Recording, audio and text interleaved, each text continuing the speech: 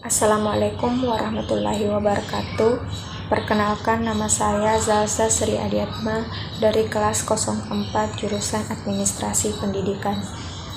Di sini saya akan mempresentasikan hasil makalah saya yang berjudul ICT sebagai alat bantu pembelajaran. Langsung saja, di sini kita bisa melihat bahwa Information and Communication Technology atau ICT merupakan media atau alat bantu untuk melakukan kegiatan seperti pemrosesan, manipulasi, pengelolaan data atau transfer pemindahan informasi. ICT terdiri dari dua aspek, yaitu teknologi informasi dan teknologi komunikasi. Teknologi informasi meliputi segala hal yang berkaitan dengan proses penggunaan sebagai alat bantu, manipulasi, dan pengelolaan informasi.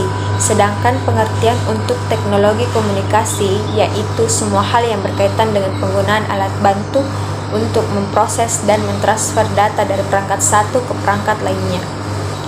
Sehingga teknologi informasi dan komunikasi memiliki pengertian yang sangat luas, yaitu semua kegiatan yang berkaitan dengan pemrosesan, manipulasi data, pengelolaan pemindahan informasi.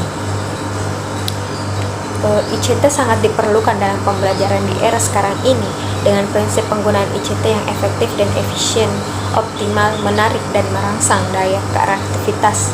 ICT menjadi salah satu media pembelajaran yang banyak digunakan di berbagai bidang pendidikan karena meningkatkan efektivitas dan efisien dalam proses pembelajaran.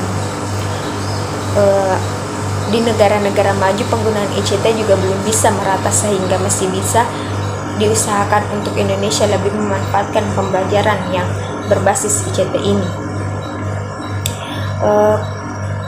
Pesatnya perkembangan teknologi informasi dan komunikasi yang berdampak pada kecepatan dan kemudahan akses hubungan antara belahan dunia satu dengan dunia lainnya telah menghilangkan sekat-sekat antar negara di dunia dan menjadikan dunia seolah bagaikan perkampungan kecil. Perkembangan ICT tersebut telah membuat sendi-sendi kehidupan masyarakat yang ada terpengaruh baik secara positif maupun negatif. Jika perkembangan tersebut tidak dapat dikelola dan dimanfaatkan dengan baik, justru akan dapat berpengaruh negatif terhadap pembangunan SDM yang ada. Kemajuan ICT yang demikian pesat serta potensi pemanfaatannya secara luas telah membuka akses komunikasi jarak jauh secara langsung maupun tidak langsung yang efektif, maupun membuka peluang untuk pengelolaan dan pendayagunaan informasi efektif dalam volume yang besar secara cepat dan akurat. Kelemahan media berbasis ICT di Indonesia yaitu kurang memadainya perangkat teknologi yang dimiliki sekolah karena terbatasnya dana dan banyaknya situs yang membahayakan moral siswa.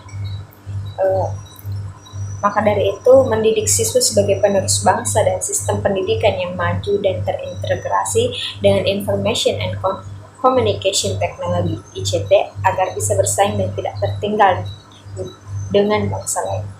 Adapun alat bantu siswa yang pertama, belajar mandiri. Belajar mandiri adalah suatu belajar yang dilakukan oleh peserta didik secara mandiri, menentukan tujuan belajar, merencanakan proses pembelajaran sendiri. Strategi belajar secara mandiri menggunakan sumber-sumber yang dipilihnya. Yang kedua, media ilustrasi. Media pembelajaran yang berbasis ICT adalah alat yang digunakan untuk mengolah, mentransfer, dan memuat data atau informasi dari perangkat yang satu dengan yang lain. Ketiga, latihan soal. Latihan soal juga dapat menggunakan perkembangan ICT dalam dunia pendidikan. Dengan menggunakan ICT, siswa dengan mudah dapat mencari latihan-latihan soal dan internet untuk mengukur kemampuan mereka dalam mengetahui materi. Dan yang terakhir, alat karya siswa. Teknologi informasi dan komunikasi TIK dapat dimanfaatkan oleh siswa dalam proses pembelajaran. Misalnya pada saat presentasi di kelas, mereka dapat menggunakan media seperti proyektor LCD, PowerPoint, dan video untuk menghasilkan suatu materi presentasinya yang lebih menarik dan tentunya lebih efektif. Dua, penggunaan media sebagai alat bantu berbasis TIK. Gekna menyatakan bahwa media adalah berbagai jenis komponen dalam lingkungan siswa yang dapat merangsangnya untuk belajar. Definisi tersebut mengarahkan kita untuk menarik suatu kesimpulan bahwa media adalah segala jenis benda perantara yang dapat menyalurkan informasi. Suyitno menyatakan bahwa media pembelajaran adalah suatu peralatan, baik berupa perangkat lunak maupun perangkat keras yang berfungsi sebagai alat belajar dan sebagai alat bantu dalam proses pembelajaran. Maka media belajar ini disesuaikan dengan karakter masing-masing. Penggunaan media pendidikan dalam proses pembelajaran. Secara umum, media pembelajaran mempunyai kegunaan. Yang pertama, memperjelas penyajian pesan agar tidak terlalu bersifat verbalistis dalam bentuk kata-kata tertulis atau lisan berkala. Dan yang kedua, mengatasi keterbatasan ruang waktu dan daya indera, seperti misalnya objek yang terlalu besar, objek yang kecil dibantu proyektor mikro, dan gerak yang selalu lambat atau terlalu cepat. Kejadian atau peristiwa yang terjadi di masa lalu bisa ditampilkan lagi lewat rekaman video film bingkai. Konsep yang terlalu luas, gunung berapi, gempa bumi, iklim dapat divisualisasikan bentuk film bingkai, gambar, dan lain-lain. C. Dengan menggunakan media pendidikan secara tepat dan bervariasi. Sikap pasif anak didik dalam hal ini media pendidikan berguna untuk memungkinkan interaksi yang lebih langsung. Dan yang terakhir, dengan sifat unik pada setiap siswa, ditambah lagi dengan lingkungan dan pengalaman yang berbeda. Sasaran penggunaan media adalah agar anak dididik mampu menciptakan sesuatu yang baru dan mampu memanfaatkan sesuatu yang telah ada untuk dipergunakan dengan bentuk dan variasi yang lain berguna dalam kehidupannya. Oleh karena itu, dari pandangan yang ada di atas dapat dikatakan bahwa media merupakan alat yang memungkinkan anak muda untuk mengerti dan memahami sesuatu dengan mudah dan dapat mengingatkannya tentang pencapaian materi pelajaran dengan cara tatap muka dan ceramah tanpa alat bantuan.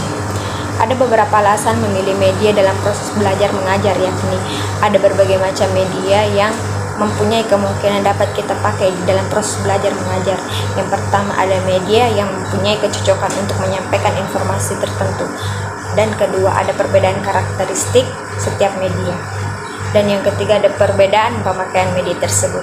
Dan yang terakhir, ada perbedaan suatu dan kondisi tempat media dipergunakan. Bertitik tolak dan dari pendapat tersebut, jelaslah bahwa memilih media tidak mudah. Media yang akan digunakan harus memperhatikan beberapa ketentuan dengan pertimbangan bahwa penggunaan media harus benar-benar berhubungan dan berdaya guna untuk meningkatkan dan pembelajaran pemahaman siswa. Adapun kita bisa melihat bahwa fungsi TIK dalam pembelajaran. Di sini teknologi informasi dan komunikasi TIK memiliki 3 fungsi utama yang digunakan dalam kegiatan pembelajaran. Yang pertama, teknologi berfungsi sebagai alat tools. Dalam hal ini, TIK digunakan sebagai alat bantu bagi pengguna, user, atau siswa yang membantu pembelajaran. Misalnya dalam mengelola kata, mengelola angka, membuat unsur grafis, data, membuat program administratif untuk siswa, dan data kepegawaian, keuangan, dan sebagainya. Yang kedua, teknologi berfungsi sebagai ilmu pengetahuan sains. Dalam hal ini, teknologi sebagai bagian dari disiplin ilmu yang harus dikuasai oleh siswa. Makanya, misalnya teknologi komputer dipelajari oleh beberapa jurusan di perguruan tinggi seperti informatika, manajemen informasi, ilmu komputer, dan pembelajaran di sekolah sesuai kurikulum yang ada. Yang keempat, media ICT sangat dibutuhkan dalam proses pembelajaran. Perkembangan teknologi saat ini sedang merajai dunia di berbagai aspek kehidupan, baik dalam dunia pendidikan maupun non-pendidikan. Teknologi sebagai media bagi siapa saja yang membutuhkan tanpa memandang dari berbagai aspek kehidupan, kelemahan atau kekuatan, miskin atau kaya, cerdas atau tidak cerdas, bahkan dalam masyarakat luas, baik dilihat dari kegunaannya. Ilmu pengetahuan dan teknologi tidak dapat dipisahkan satu dengan yang lainnya. Kita tahu bahwa aspek hal ini dibuktikan jika ilmu pengetahuan dijalankan tanpa alat bantu tidak sempurna. Oleh karena itu, ilmu pengetahuan dan teknologi tidak dapat dipisahkan berdasarkan perkembangan zaman, di mana dunia Ini dengan berbagai merek teknologi yang canggih tanpa disadari dapat membawa dampak besar bagi dunia pendidikan dan masyarakat. Media pembelajaran harus dipersiapkan oleh guru sekreatif mungkin.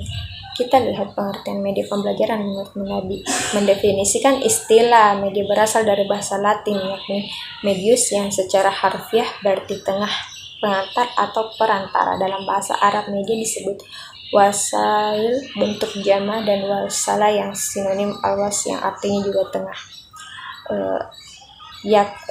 Karena posisinya berada di tengah, ia bisa juga disebut sebagai pengantar atau penghubung, yakni mengantarkan atau menghubungkan, menyalurkan suatu hal dari satu sisi ke sisi lainnya.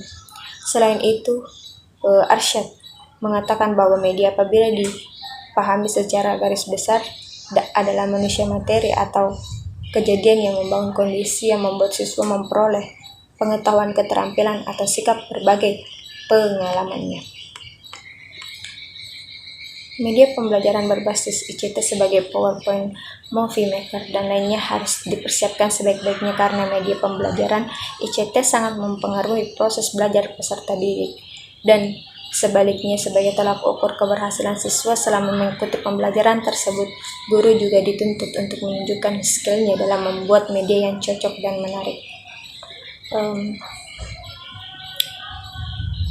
Adapun hal baru yang dipelajari dan tidak disadari, ia sedang berproses dalam mempelajari sebuah ilmu pengetahuan. Selain itu, guru juga harus mampu mengetahui situasi dan kondisi yang cocok untuk merapatkan media tersebut. Prakteknya di lapangan, siswa seringkali melihat persiapan guru seperti teknik yang dipakai guru tersebut selama pembelajaran hari itu. Apabila guru dapat menunjukkan sebuah tindakan yang menyenangkan dan menarik, maka akan kelihatan juga semangat siswa selama pelajaran berlangsung. Jika kita lihat kondisi dunia sekarang yang semakin canggih dengan teknologi, maka sebagai guru pun harus canggih pikirannya dan kreatif pikirannya untuk terapkan di kelas dalam bentuk pelajaran. Jika dibuktikan, pasti sangat berhasil. Maka dari itu, kita bisa simpulkan bahwa dari makalah yang saya buat ini, pemanfaatan teknologi informasi dan komunikasi dalam pendidikan mutlak dilakukan untuk menjawab permasalahan di bidang pendidikan, terutama akses dan pemerataan serta mutu pendidikan. Kebijakan dan standarisasi mutu pendidikan menjadi pondasi yang harus dibangun untuk mendukung pendidikan berbasis TIK yang efektif dan efisien. Implementasi pendidikan berbasis TIK dapat dilakukan melalui model hybrid dual system yang mengkombinasikan pembelajaran klasikal face-to-face dengan belajar terbuka dan jarak jauh online. Sedangkan pembelajaran berbasis TIK dapat dilaksanakan secara langsung synchronous learning dan tidak langsung synchronous learning. Hal ini tergantung dengan kondisi teknologi dan jaringan yang tersedia. Standarisasi dalam pemanfaatan TIK dalam pendidikan sangat penting untuk menjamin mutu proses dan hasil pendidikan. Baik, itulah tadi hasil presentasi saya. Kalau ada salah kata, saya mohon maaf. Dan sekian, assalamualaikum warahmatullahi wabarakatuh.